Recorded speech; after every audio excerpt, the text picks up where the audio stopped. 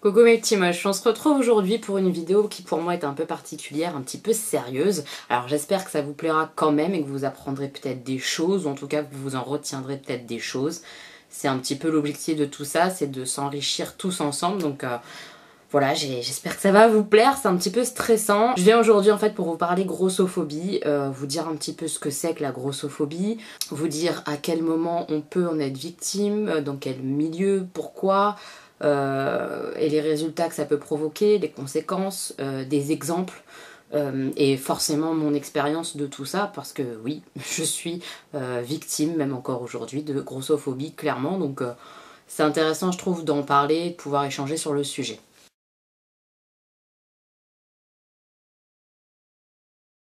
Avant de démarrer, sachez que évidemment je parle de grossophobie parce que ça me concerne, je suis grosse, donc voilà, je parle de ça, mais j'ai bien conscience que dans l'excès entre guillemets inverse, et je sais pas si c'est un mot d'ailleurs, dites-moi ça en commentaire si c'est un mot, je serais ravie de l'apprendre, mais je sais très bien aussi que les personnes dites pour la société ou pour certaines personnes trop minces, trop maigres, se font aussi harceler et sont aussi des victimes. Je le sais tout à fait, seulement je me vois mal en parler vu que je suis pas concernée. Je sais pas si vous voyez ce que je veux dire, ça serait un peu malvenu je pense de ma part.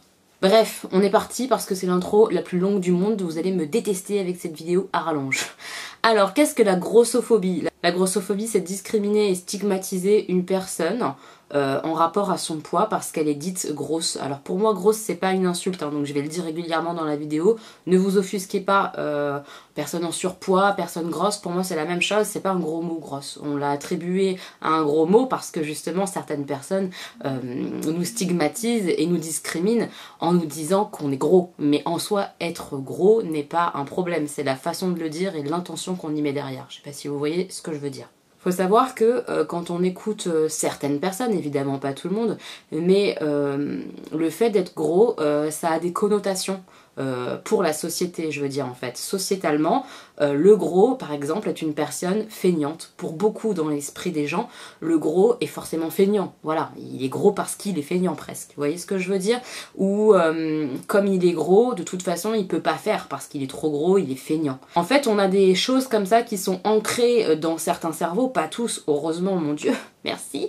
Mais pour beaucoup, le gros est une personne feignante. Le gros est parfois une personne qui se laisse aller énormément, alors que ça veut rien dire, c'est pas parce qu'on est gros qu'on se laisse aller. Il y a des personnes grosses qui sont justement énormément dans le contrôle de tout dans leur vie et même par rapport à leur poids. Je pense que c'est les personnes qui contrôlent le plus ce qu'elles mangent, ce sont les personnes grosses. Enfin, c'est pas quelqu'un qui n'a pas de surpoids qui va faire un régime, c'est quelqu'un qui a un surpoids, c'est quelqu'un qui est gros. Donc c'est lui qui a le plus de contrôle, le laisser aller, au contraire, j'ai envie de dire, c'est pas du tout sur les personnes grosses en général. C'est marrant ce préjugé qu'ont les gens, mais bon, s'il est gros, c'est parce qu'il le veut bien. S'il est gros, c'est parce qu'il fait pas d'efforts. S'il est... Vous voyez ça? Ça, c'est vraiment ancré chez les gens, et c'est un vrai problème parce que ça n'a absolument rien à voir, quoi. Ça en vient à la suite, une personne grosse, c'est forcément quelqu'un qui manque de volonté. Qu'est-ce que ça peut être blessant et dur d'entendre ça.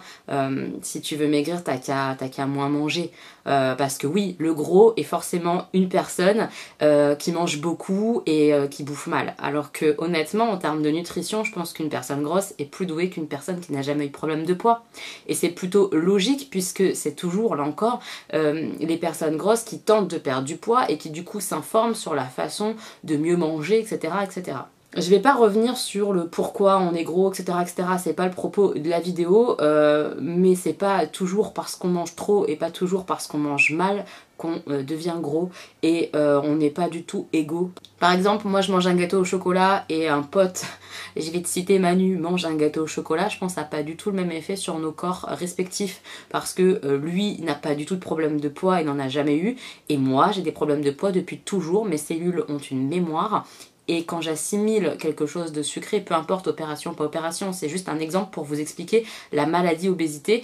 Le fait d'être obèse, nos cellules se rappellent et du coup on assimile vraiment différemment un gâteau au chocolat par rapport à une personne qui n'a jamais eu de problème de poids. Donc c'est injuste de dire à une personne grosse, t'as juste à perdre du poids et c'est vraiment méchant et discriminant et ça n'aide pas. Mais on y reviendra plus tard.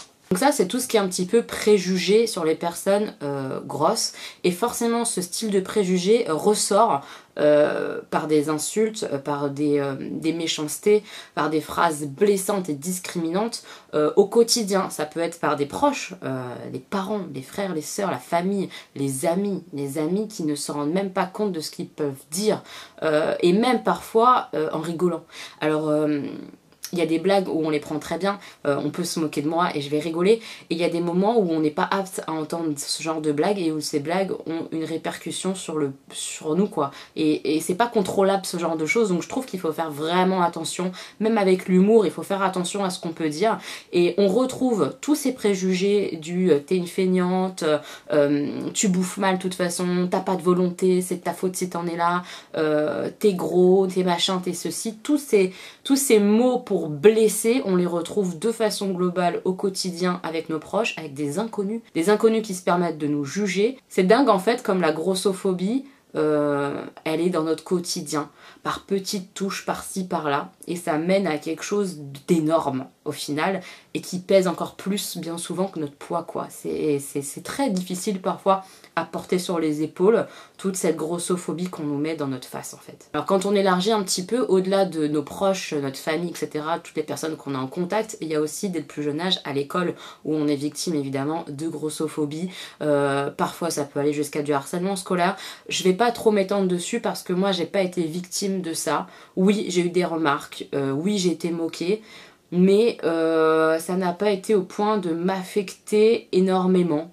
Je pense que ça a joué dans ma construction, je pense que ça a joué dans le fait de me dire que oui, j'étais grosse et que c'était un petit peu l'étiquette que j'avais et que j'avais du mal à en sortir, mais j'ai pas été très harcelée, voilà, même pas du tout, mais ça existe et ça existe de plus en plus et je pense que c'est quelque chose qu'il faut combattre avec nos enfants par exemple, dans l'éducation tout simplement. Moi j'éduque mes garçons, je les éduque en leur expliquant que on ne se moque pas d'un physique, on ne se moque pas en fait tout court des gens, mais de leur expliquer que oui, certains sont gros, certains sont minces, certains sont noirs, certains sont blancs, c'est la base pour moi. Certains aiment les garçons alors qu'ils sont des garçons, certains aiment les filles alors qu'elles sont des filles, qu'il n'y a pas un modèle d'amour idéal. Enfin voilà, j'essaye d'éduquer et je pense que c'est à chacun et chacune d'éduquer aussi sur le sujet de la grossophobie en fait, qu'on n'a pas à se moquer de quelqu'un qui n'est pas comme nous parce qu'il est gros, on n'a pas à penser que cette personne ne fait que manger, on n'a pas à penser pardon, ça me touche un peu, c'est marrant, hein, c'est marrant comme ça peut toucher beaucoup comme ça, mais le fait d'avoir été blessée là-dessus et le fait de savoir que ces blessures-là continuent d'exister pour d'autres, c'est difficile parfois, ouais. En tout cas, dès l'école, la grossophobie s'installe et fait beaucoup de mal, évidemment, pour l'humain qui se construit complètement. Donc je pense que c'est à tout le monde, là encore, d'essayer d'éduquer nos enfants pour qu'ils soient plus bienveillants. Et ce mot, il est vachement utilisé et on sait pas trop quoi en dire. En fait, c'est juste que nos enfants soient respectueux tout à chacun et qu'ils soient pas dans la moquerie, dans le jugement de l'autre et plutôt dans l'acceptation de tout le monde, tout simplement. Cette grossophobie, elle continue une fois qu'on sort de l'école, évidemment, elle continue avec le travail. Pour trouver un travail quand on est gros, c'est moins simple que quand on l'est pas, tout simplement. À CV en fait égal, un recruteur va clairement choisir la personne qui n'est pas grosse. Et ça, des études l'ont prouvé, des études aux États-Unis, des études qui sont en France. C'est une grossophobie qui est ordinaire et qui ne s'assume pas, évidemment. On va pas te dire, tu n'es pas pris parce que tu es gros. Mais comme je vous l'ai dit, le fait d'être gros égale feignant, on va préférer quelqu'un qui est pas feignant parce qu'il n'est pas gros. C'est des exemples, mais c'est une réalité, ça existe vraiment. Et ça craint quoi, ça craint de penser qu'une personne, parce qu'elle est en surpoids, va être moins bonne qu'une personne qui ne l'est pas. Je trouve ça mais complètement dingue quoi, je trouve ça complètement dingue. Je vais aborder aussi le côté médical et c'est là où j'en ai été le plus victime bizarrement de cette grossophobie. J'ai abordé le médical sur plusieurs formes. Le côté médical déjà sous forme de patient, quand on se présente quelque part et qu'on est gros. Peu importe le sujet de la consultation, pourquoi on vient voir ce médecin, tout de suite notre poids va ressortir et ressurgir. Si c'est fait de manière bienveillante pour la santé, j'ai envie de vous dire pourquoi pas, mais bien souvent c'est pas du tout bienveillant, bien souvent c'est uniquement pour nous rappeler à quel point il faut qu'on perde du poids et que c'est comme ça et qu'il faut le faire, comme si on ne voulait pas le faire, genre non, en fait ça fait des années madame monsieur que je me bats pour perdre du poids, donc me mettre dans la gueule que bon il est bien temps de se bouger le cul, c'est très violent et ça arrive régulièrement, faut pas se leurrer.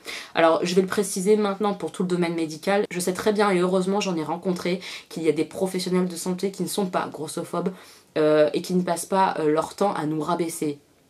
C'est vrai, mais il y a quand même beaucoup de grossophobes et de grossophobie dans le milieu médical et j'en ai été beaucoup victime, donc forcément j'en parle. Comme je le disais, peu importe un petit peu le motif de la consultation, notre poids refait surface. Je le dis pourquoi pas, ça peut être logique, ça fait partie de nous, de notre santé, hein. Évidemment le poids est lié quand même à la santé, donc c'est plutôt logique qu'on en parle, mais qu'on nous attaque dessus et qu'on nous mette entre guillemets le nez dans notre merde en nous disant qu'on manque de volonté, qu'il faut faire quelque chose, que c'est à nous de nous prendre en main, ça c'est hyper violent et c'est grossophobe. Ce qu'il faut savoir aussi, c'est que quand on consulte pour X ou Y raison, une personne grosse, on va lui prescrire moins d'examens médicaux qu'une personne normale qui vient pour les mêmes symptômes. Par exemple, je me présente chez le médecin, je dis que j'ai mal au dos, la réponse qu'on va me donner bien souvent, je répète, c'est pas une généralité, heureusement qu'il y a des bons praticiens, mais ça m'est arrivé et ça arrive à plein de personnes que je connais, donc c'est pas inventé ce que je veux dire. Donc je me présente, j'ai mal au dos, on va me dire perdez du poids, c'est parce que vous êtes gros. Une personne normale, on va lui faire des examens, et pas moi. Et pourquoi ? Pourquoi on ne fait pas d'examen? On pourrait quand même vérifier que ce n'est pas forcément mon poids.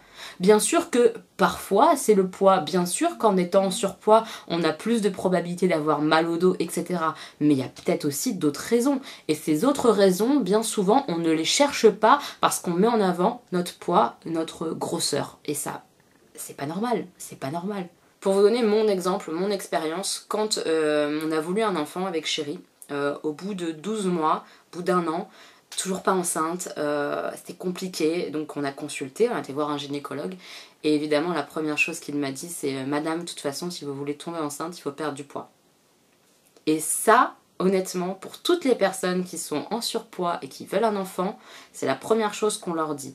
Et j'entends les statistiques, les choses comme ça, oui, le poids freine la fertilité, je l'entends, c'est un fait. Mais quand ensuite on ne te propose aucun autre examen pour vérifier d'autres choses et qu'on te dit juste perdez du poids, merci, au revoir, c'est assez violent en fait et c'est grossophobe je trouve, puisque on met en avant ce poids, ce problème possible lié au poids, et tous les autres problèmes qui pourraient exister en termes de fertilité, on les ignore complètement. T'as qu'à perdre ton poids et bien fermer ta gueule, et bah c'est pas normal en fait. Je trouve ça grave. Je sais que c'est arrivé à d'autres personnes, à d'autres amis à moi, à d'autres connaissances. Problème de poids, tu es gros, t'as qu'à perdre ton poids, et alors que derrière il y a des problèmes d'infertilité et qui sont passés sous silence et on perd du temps. Et c'est grave quoi. Alors moi j'ai pas eu de problème de fertilité, j'ai réussi à tomber enceinte peu de temps après, mais d'avoir eu ce retour là, je trouve que c'est une faute professionnelle et c'est clairement discriminant. C'est pas normal, c'est pas normal. Alors forcément, comme on met en avant tout le temps ce problème de poids pour justifier certains mots, et bah évidemment il y a des erreurs de diagnostic qui sont assez courantes avec des personnes obèses, en surpoids, etc. Et c'est important de le soulever, c'est important de sensibiliser, et j'espère honnêtement que toutes les équipes médicales, etc., vont s'améliorer là-dessus et vont être plus sensibles au fait de faire quand même d'autres examens, même si tu recommandes à ta patiente de perdre du poids et d'expliquer que ça peut être une raison, mais qu'il y a peut-être d'autres raisons et qu'on va chercher ailleurs. Au-delà du côté humain du médecin, il y a aussi tout ce qui est matériel. Quand on va consulter et qu'on est obèse, il y a un vrai problème de matériel. Par exemple, à l'hôpital, les lits brancards, etc., ne sont pas adaptés aux personnes obèses. Il n'y a pas de brancard, par exemple, qui fonctionne pour des personnes de plus de 120 kg. C'est un exemple, hein, j'ai pas exactement le poids exact, mais je sais qu'on a un vrai problème de lit de brancard pas adapté, ou alors des machines type radio, IRM, etc. qui sont pas adaptées non plus aux personnes obèses. C'est grave. Ou encore de façon beaucoup plus simple, quand moi je vais chez mon médecin généraliste, enfin il y a 2 ans, quand je faisais 128 kilos et que j'allais chez mon médecin généraliste, pour prendre ma tension, c'était la croix et la bannière, puisque le brassard du tensiomètre n'est pas adapté à mon bras d'obèse en fait. Donc pour prendre une tension, parfois c'est pas possible. Et il n'y a pas que chez mon médecin généraliste pour le tensiomètre. Tous les hôpitaux, tous les examens préopératoires que j'ai dû faire, etc. pour mon bypass, aucun tensiomètre ne fonctionne. On cherche toujours le tensiomètre pour gros, il y en a un dans tout le service et on cherche comme ça pendant 10 plombes. Mais toi tu te sens pire qu'une merde. Ça veut dire que t'es tellement gros que le matériel te convient pas, mais c'est horrible de se prendre ça en pleine gueule. Équipez-vous, prenez des brassards de tensiomètre adaptés à tout le monde. Merde quoi, c'est quand même pas la lune qu'on vous demande. Juste de pouvoir être ausculté comme tout le monde et pas comme un animal de foire à qui il faut un matériel spécial. C'est hyper violent en fait, c'est hyper violent. Autre chose aussi, les balances, les pèse personne. Quand tu vas te peser chez le médecin et que sa balance s'arrête à 120 kg et que toi tu sais que t'es au-dessus de 120 kg, et ben c'est hyper violent. Tu te manges ça encore en pleine gueule. Et il y a des balances qui vont plus loin que 120 kg quoi. Enfin, je sais pas moi, il y a des balances adaptées. Vous êtes médecin, vous recevez des personnes qui sont de plus en plus grosses parce qu'il faut pas oublier qu'on est dans une population qui grossit et on n'est pas foutu d'avoir du matériel adapté. Et on leur renvoie ça en pleine face. Tu vois, t'es pas normal. Tu vois, on peut pas te soigner, on n'a pas le matériel. Oh, mais quelle violence, quelle violence. Et ça, j'en ai été victime régulièrement en fait. Très, très régulièrement. Et c'est un peu difficile à gérer ça. Ça, j'ai eu beaucoup, beaucoup de mal à le supporter parce que je me sentais vraiment comme un monstre. Et ça, c'est difficile. Alors, je voulais parler d'une expérience qui n'est pas la mienne. Et si tu passes par là sur cette vidéo, j'espère que tu m'en voudras pas d'en parler. J'ai une amie internet, comme on dit, une personne que je connais depuis plusieurs années, que je suis sur les réseaux, sur Facebook, etc., qui dernièrement s'est rendue dans un centre pour donner son sang, tout simplement. Cette amie est une personne obèse, hein, comme moi, et quand elle s'est présentée, elle a rempli un questionnaire avec son poids, sa taille, ceci, cela, et on a refusé son don du sang parce qu'elle était trop grosse. Ça m'a mis une claque dans la gueule de lire son témoignage. Elle était hyper blessée, évidemment, hyper choquée, parce que légalement, il n'y a rien. Il n'y a rien dans la loi actuelle qui te dise si tu pèses plus de ça, tu peux pas donner ton sang. Mais dans les faits, dans la pratique, on lui a refusé son don du sang parce qu'elle était trop grosse. Mais c'est honteux, c'est horrible d'entendre ça de nos jours. C'est quoi le problème ? C'est quoi le souci en fait? Parce qu'on parle pas de on refuse ton sang parce que tu es malade, une maladie liée au poids ou j'en sais rien, un diabète ou je sais pas quoi. Non, c'est pas ça qu'on dit. C'est on refuse ton sang parce que t'es trop grosse. Juste pour un chiffre. Quel est le problème? Quelle est la dangerosité de donner un sang d'une grosse à quelqu'un qui a besoin de sang? Mais ça va pas bien. Voilà où on en est aujourd'hui avec la grossophobie médicale. Elle est très importante, je trouve. Et elle est très violente. Parce que se faire refuser un don, mais c'est... Moi, j'en reviens toujours pas, en fait, de ce que j'ai pu lire et de ce qu'elle a pu exprimer sur le sujet. C'est dramatique, en fait, qu'aujourd'hui, des médecins se sentent le droit de refuser un don parce qu'un tel est gros. Mais c'est quoi ça? Un autre exemple où on peut trouver de la grossophobie, et on en a tout le temps d'ailleurs, c'est dans les médias. On verra jamais une personne obèse dans des publicités. Ou alors pour des publicités bien ciblées où bien souvent la personne va être moquée, ou alors elle va devoir faire un régime.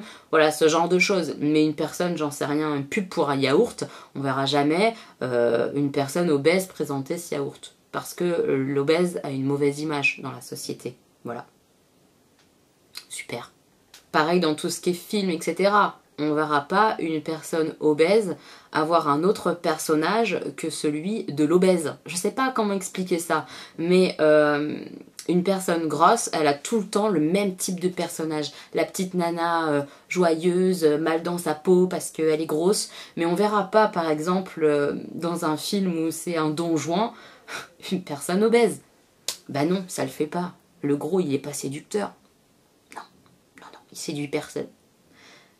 Putain, ça craint en fait de voir toujours un physique cantonné à un rôle, quoi, à un personnage. À quand en fait quelque chose qui nous sorte de notre aspect physique en fait? Ça serait quand même pas mal et ça c'est hyper stigmatisant pour le coup. Donc voilà. Je vais profiter un petit peu du côté média pour vous raconter une histoire qu'une petite moche est venue me raconter. J'avais pas eu vent du tout de l'histoire. Et merci à toi d'être venu m'expliquer, me raconter un peu tout ça. Du coup, j'ai fait mes recherches derrière et tout. Je vous explique. Il y a peu de temps, quelques semaines maintenant, je pense, un compte Instagram a eu des photos supprimées pour pornographie. Il s'agissait du compte de Margot, des petits patrons couture. Je vous mettrai le lien du compte Instagram dans ma barre d'infos. Elle a sorti en fait un nouveau patron de culottes, etc. et de lingerie en fait, soutien-gorge, etc.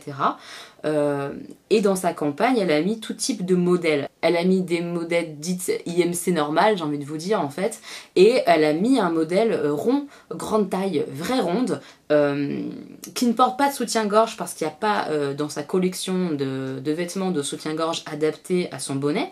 Et du coup, toutes les nanas normales portent culottes et soutien-gorge de ces fameux patrons.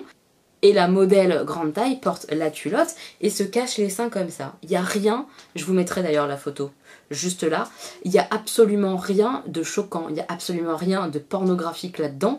Et Instagram, on le sait tous, je pense, accepte des photos bien plus pornographiques que celle-ci, soyons clairs. Et Instagram a supprimé donc ces photos. Évidemment, ça a fait un tollé, les gens se sont rebellés et ça c'est bien de dénoncer les choses parce que ça porte ses fruits derrière. Instagram s'est excusé, nanani nanana. En attendant, Instagram a quand même fait preuve de grossophobie. Parce que dans cette photo, le problème, c'est pas qu'elle soit dénudée. Le problème, c'est qu'elle est grosse et que ça gêne. Et que ça fait vulgaire, ça fait sale. C'est quoi le problème? En tout cas, c'est un faux problème et Instagram a clairement des problèmes de grossophobie. C'est pas la première à être supprimée dans ce style de photo et à mon avis, ça sera pas la dernière parce que être gros et montrer son corps, c'est mal vu, c'est malvenu. Je vais d'ailleurs en profiter là pour parler de mon expérience. Il y a très peu de temps, pour la Saint-Valentin d'ailleurs, le 14 février, je vous ai mis une petite vidéo de pole, parce que oui, je fais de la pole avec mon corps, j'ose, voilà.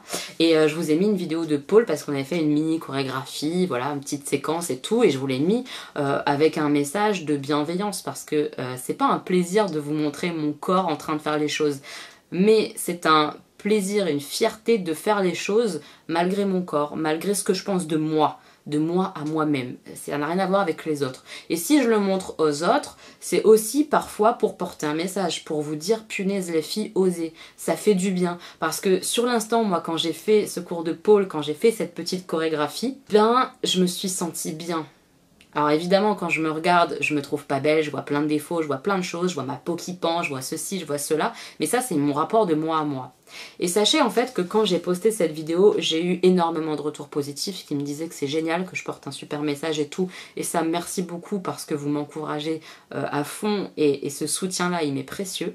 Mais j'ai aussi eu un message d'une personne très mauvaise, hein, pour pas l'insulter, pour pas la dénigrer parce que ça n'a pas de sens, je m'en fous en fait, mais en tout cas une personne très méchante qui a fait preuve de grossophobie. Puisqu'elle marquait dans son commentaire, hein, je l'ai supprimé, ce genre de personnes on les supprime, on les sort de sa vie et puis c'est tout. Mais elle marquait sur cette vidéo que j'étais horrible et qu'une personne grosse n'avait absolument pas à faire de pole. Donc voilà un message de grossophobie ordinaire, c'est-à-dire que quand tu es gros, tu n'as pas le droit de tout faire a priori. C'est nouveau, ça vient de sortir, c'est n'importe quoi. Je fais ce que je veux et faites ce que vous voulez, c'est le message que je voulais aussi vous donner.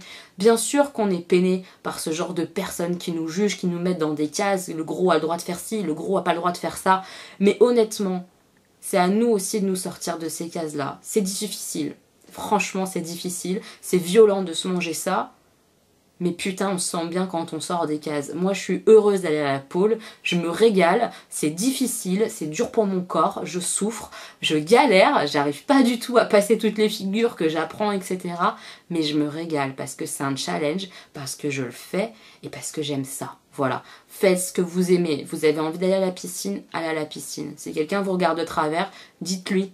Dites-lui, mais pourquoi tu me regardes? T'as un problème avec mon corps? C'est mon corps. C'est mon corps, t'as pas à me regarder. Laisse-moi tranquille. Là, je suis en train de partir en cacahuète, on va se rentrer. Ce que je voulais juste vous dire, c'est que la grossophobie, en gros, elle est partout, que c'est assez violent. Et le résultat de tout ça, qu'est-ce que ça engendre, cette grossophobie quotidienne, sur tous les plans? Parfois de la dépression, beaucoup de stress, un manque de confiance en soi énorme parce qu'on l'a piétiné, la confiance de la personne, quand on la blesse, quand on lui parle de son poids sans cesse, quand on la réduit à son poids tout simplement, on la blesse, voilà, c'est ça. Bien souvent, la personne du coup elle continue de prendre du poids. Faut pas se leurrer, hein. C'est pas parce qu'on vous dit arrête de manger, arrête de manger, arrête de manger que ça fait effet, hein. Au contraire, bien souvent, on mange plus. Alors ça dépend peut-être des personnes, mais très clairement, arrêtez de parler du poids de la personne à la personne. Foutez-lui la paix en fait. On vient pas vous parler, vous, de votre petit problème et on appuie dessus, on appuie dessus, on appuie dessus. Laissez ça au personnel de santé en espérant qu'il soit compétent et bienveillant. Voilà mes petits moches, je pense qu'on a fait le tour, je pense que vous aurez compris l'idée de la vidéo, c'est de vous expliquer à quel point la grossophobie est partout, à quel point c'est violent, à quel point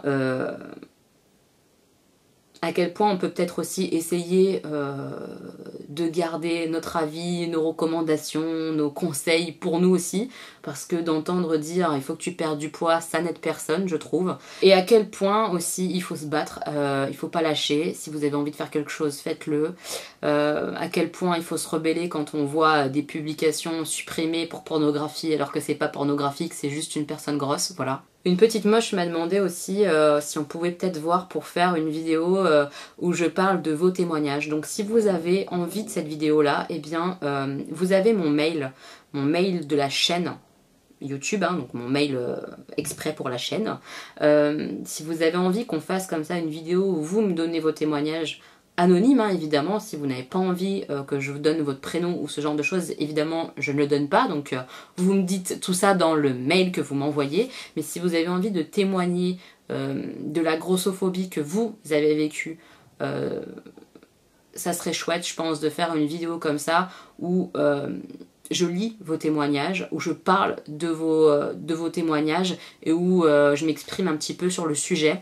Pour le coup, peut-être dans un maquillage blabla pour un petit peu dédramatiser les choses et que ça soit moins formel que cette vidéo-là. Voilà, ça complétera, je pense. Je serais ravie de lire vos témoignages, ravie d'en parler. Donc n'hésitez pas à m'envoyer un mail avec votre témoignage sur le sujet, sur la grossophobie dont vous avez été victime.